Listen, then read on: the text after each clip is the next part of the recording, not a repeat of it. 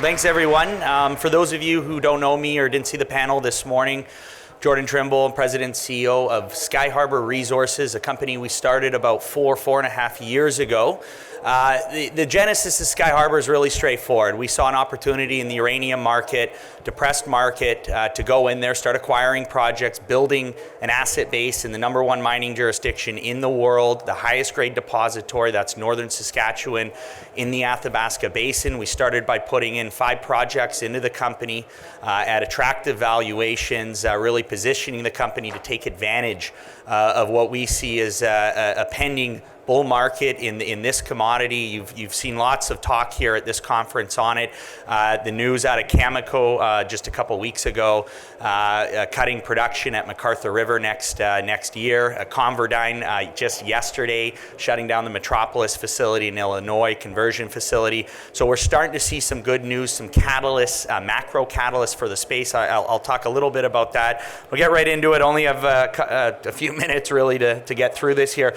So Sky Harbor, when we talk about Sky Harbor, there's kind of 3 main pillars, 3 main points I like to highlight. It's the people. People are the management team, the technical team, but as well the largest shareholder, some of the strategic partners we have. Our largest shareholder is Denison Mines, a New York stock listed, exchange listed company led by David Cates, who's on our board as well. We also have a partnership with Areva at the project level. I'll talk a little bit about that. One of Areva's largest exploratory drill programs is happening on our Preston project this winter. They're spending $7.3 million over the next few years to earn in on that project. Timing has to do with the market, the uranium market, and we're now starting to see those key catalysts, production curtailment and production discipline coming in, new demand coming online in Japan, reactors restarting and new reactors being built in China and India. And last but not least, the projects, right? And it's important to note with Sky Harbor, you're getting exposure not just to uranium. The real catalyst for this company is high-grade discovery potential. A lot of you know NextGen, you know Fission, Denison, the success story, Hathor, which was bought out by Rio Tinto. These companies went from $10, $20, $30 million valuations to billions of dollars in market cap and valuation on the back of high-grade discovery in the Athabasca Basin. We are one of the few remaining exploration companies that you can invest in that offers that exposure from a 20 million market cap up. And given that the market's been so tough, you've seen that price into the valuations, and you've seen now that we've had the opportunity to pluck that low-lying fruit when it comes to the projects that offer that best discovery potential, as well as the team to actually go out there and unlock that value. So I'll just quickly go over our team here. I started the company 4 years ago. I teamed up with a guy out of Saskatchewan, Rick Kazmersky, Radioactive Rick, as we like to call him. He's made multiple high-grade discoveries in the Athabasca Basin. He's 40 years of experience going out there and finding these high-grade deposits. He was at Cameco for 12 years, then started his own company, ran his own company called JNR, which was ended up being acquired by Denison, and then that's when he came on our board. Head geologist, him and his team do all the hard work, heavy lifting in Saskatoon in the field. They're the ones that lead the drill programs. We collaborate a lot with our partner companies like Denison and Areva. That's an important point as well, that we can leverage the many, many years of expertise that their geological teams bring to the table as well. Jim Pettit, the chairman. Jim and I were with a gold company called Bayfield Ventures, had a high-grade gold discovery in Ontario. We ended up selling that company to New Gold. That's what we're ultimately looking to do here with Sky Harbor, hopefully in a better market. Dave Cates, important part of the team. He came on the board just over a year ago, president and CEO of Denison Mines as well as UPC. Again, a very close working relationship with the team at Denison and a strategic partner of ours.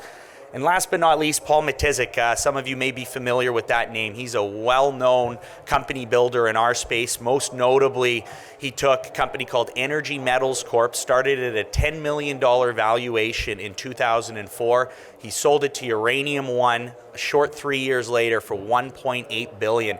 And if you saw on the panel, we talked about the explosive returns for uranium companies.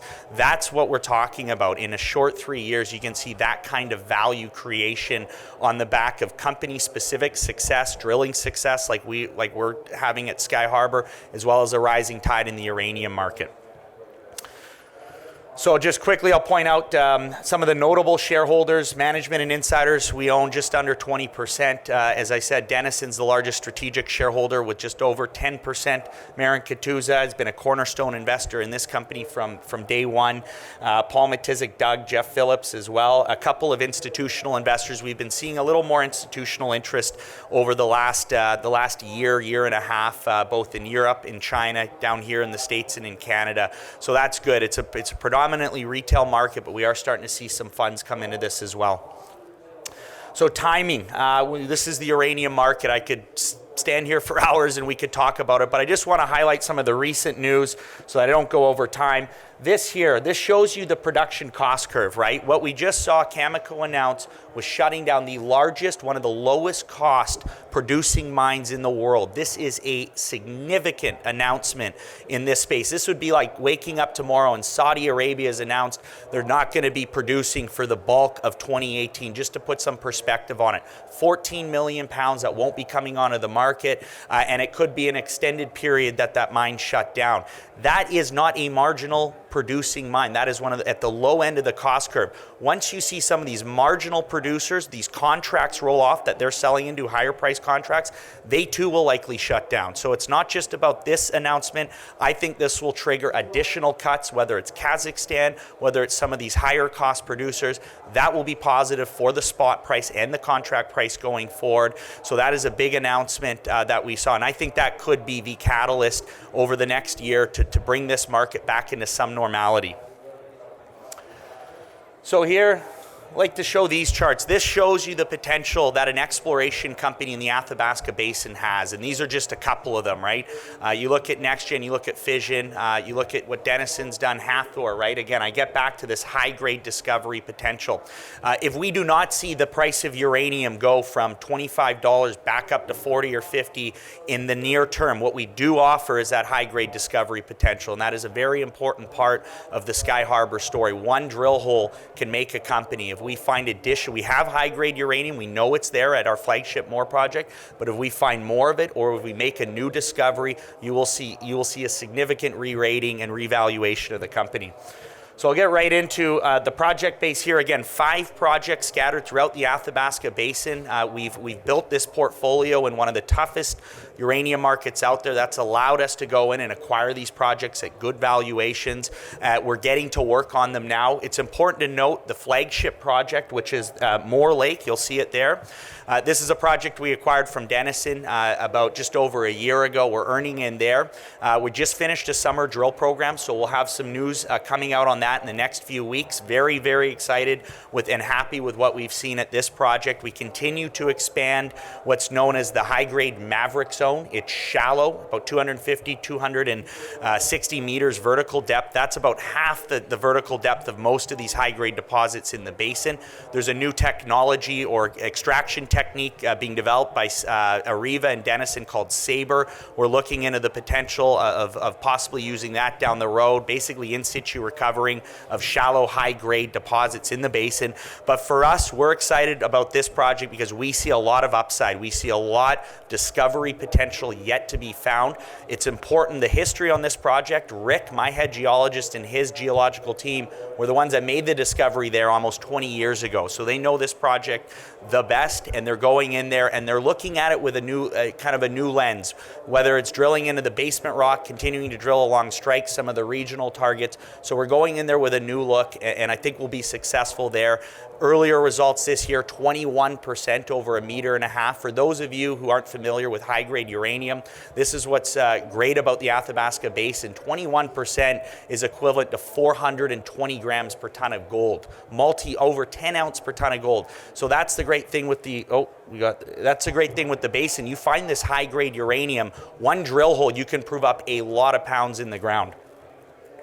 So we're going to be starting back up a winter drill program, which will be about 5,000 meters back up in January. So again, this is the main source of news flow for the company. This is really where we think we can take it from a $20, $30 million valuation to multi-hundred million on the back of new discoveries and expanding the known high-grade zone here. And hopefully we're doing that in a rising tide, in an improving uranium market. This is going to be the focus for us going forward. We do have 4 other projects scattered throughout the basin, as you saw, and I will just highlight this project. We're employing the prospect generator model on these secondary projects, right? We don't want them to sit there and simply collect dust. We consummated a deal earlier this year with France's largest uranium and nuclear outfit called Areva. $8 million deal. They're spending $7.3 million over the next few years to explore and advance this project. They're just getting to work now. $2 million budget, including an upcoming drill program, about 4,500 meters. That's one of their largest exploratory drill programs this year, so that says a lot about this project. We are looking at bringing in additional option partners on some of the other projects as well. So all of this creates a lot of news flow, a lot of catalyst for you as the investor going forward. So just to finish off here again, people, timing, and projects. We have the right team with focused expertise in the Athabasca Basin. Rick Kazmersky and his team, they go out, they know how to find this high-grade uranium. We have expertise and experience in actually selling these companies, getting the right deals done. Timing with the uranium market, I really do think we've seen it bottom. And last but not least, projects. High-grade discovery potential at several projects, including our flagship Moore, and employing the prospect generator model, using other people's money to advance these projects, these secondary projects we have in the basin. So thank you.